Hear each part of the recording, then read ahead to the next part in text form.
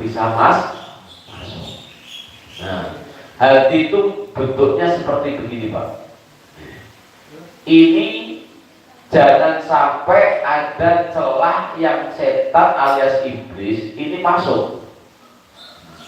Sampai iblis atau setan masuk ke dalam hati, itu lubangnya satu, sampai pluk gitu. Ini peluang besar. Setan itu bisa, iblis itu bisa membuka kunci-kuncinya hati. Itu bisa terobos mana-mana, kebuka semua. Gitu.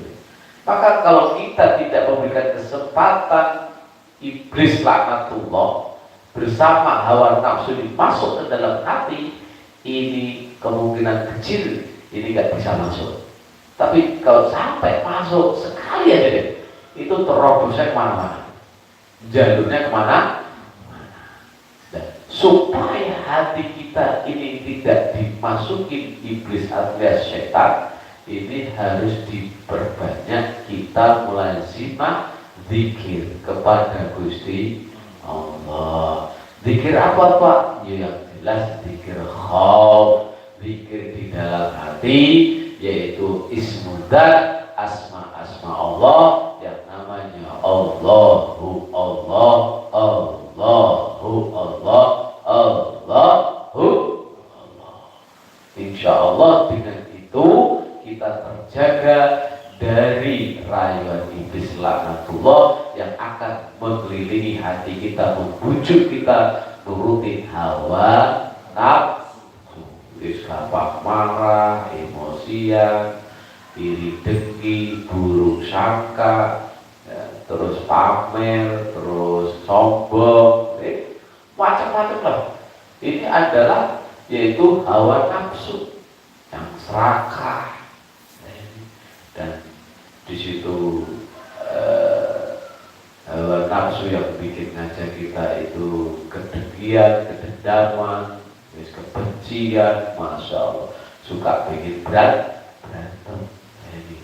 Ini hawa nafsu, kerjaannya rayuan iblis. La binuriyati rahmaniyati, bukan di dalam cahaya rahmat. Jadi kalau kita ini membiasakan zikir, membiasakan getaran rohani, sebangsa kerinduan, kadang suka menyendiri, mendengarkan burung, mendengarkan ricikan air aja. Yang biasa pernah yang namanya jalan-jalan ke gunung gitu Pak, itu ketika dengan dengerin kericikan air terjun, itu kalau diam sejenak, itu kayak kita ini terbawa, halusinasi kita itu terbawa, imajinasi kita terbawa akan ingat kepada Gusti Allah. Maka kadang kita itu gunanya manfaat tadabur, kadang ke gunung, kadang ke laut, kadang kemana. Itu gunanya untuk mengingat ciptaan kebesaran Allah Subhanahu wa Ta'ala. Bukan untuk iling-iling senang-senang Pak. Harus tadabur gitu loh. Keindahan alam yang sudah menandakan bukti tanda kebesaran Allah Subhanahu wa Ta'ala. Seperti itu. Ketika jenengan pas di tengah laut, bawa kapal, bawa perahu, ya mikir, ini andai kata saya tenggelam, saya gak bisa renang, siapa yang saya minta tolong? Kan larinya kepada Gusti Allah.